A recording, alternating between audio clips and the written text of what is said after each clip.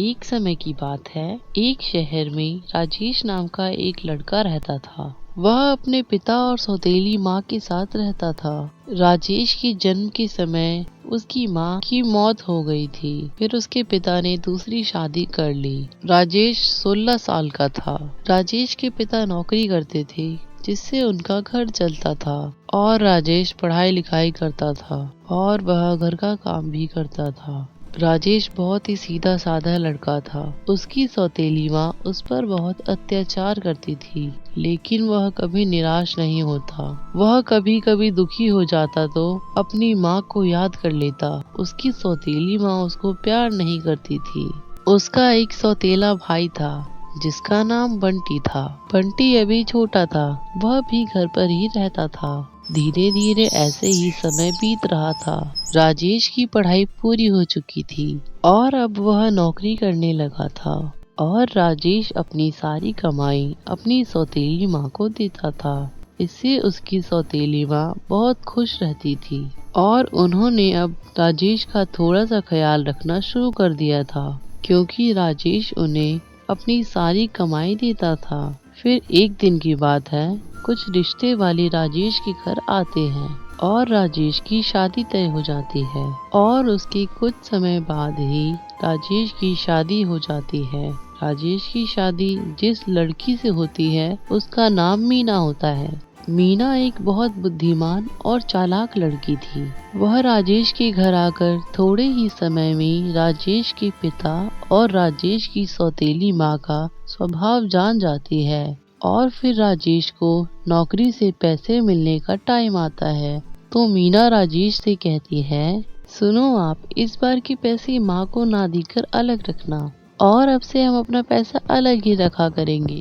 राजेश मीना की बात मान लेता है और वह ऐसा ही करता है। जब राजेश को सैलरी मिलती है तो वह सीधा अपने कमरे में चला जाता है और पैसे अपनी माँ को नहीं देता। राजेश की यह बात देखकर सौतेली माँ को बहुत गुस्सा आता है। वह चाहती थी कि राजेश पहले की तरह ही अपनी सारी कमाई उसको देता रहे और फिर राजेश को अपने पास बुलाती है और कहती है, सुनो बेटा राजेश, क्या तुम्हें पैसे मिल गए हैं? हाँ माँ, मिल तो गए हैं। बेटा कल बिजली और पानी का बिल जमा करा देना और कुछ पैसे मुझे भी दे देना, मुझे घर का कुछ सामान लाना है। ठीक है माँ।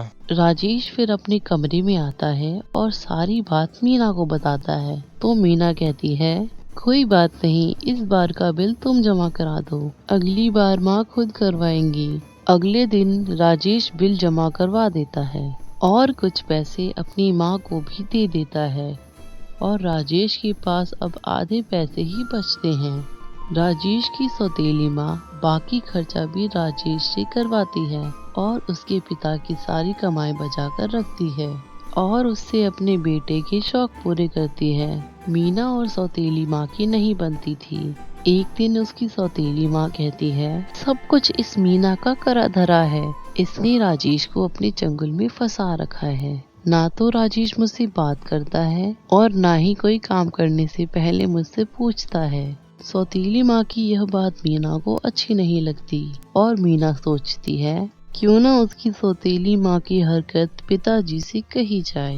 फिर वह राजेश से कहती है, सुनो तुम सारी बात पिताजी को बताओ और वही कुछ हल बताएंगी। इस तरह से तो यह सौतेली माँ हमें बहुत परेशान करती रहेंगी और हमारे सारे पैसे यह अपने बेटे पर खर्च करने में ही उड़ा देगी। अगले दिन राजेश सुबह अपने पिता के पास जाता है और पिताजी के पैर छूकर उनको सारी बात बताता है। साथ ही वह पहले की बातें भी अपने पिताजी को बताता है कि पहले भी उसकी माँ किस तरह से उस पर अत्याचार कर रही थी।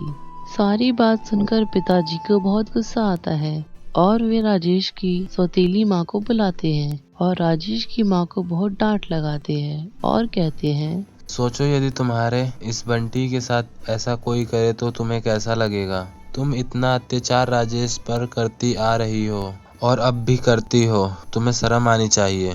सौतेली माँ को अपने की कराई पर पछतावा होता है और वह रोते हुए राजेश से कहती है, बेटा मुझे माफ कर दो, मुझसे गलती हो गई, मैं तुम्हें समझ नहीं पाई। अगर आपको ये वीडियो अच्छी लगी तो लाइक करें और हमारी आगे की कहानियों को देखने के लिए हमारे चैनल को सब्सक्राइब भी कर ले। और हाँ दोस्तों, कमेंट करना ना भूलें।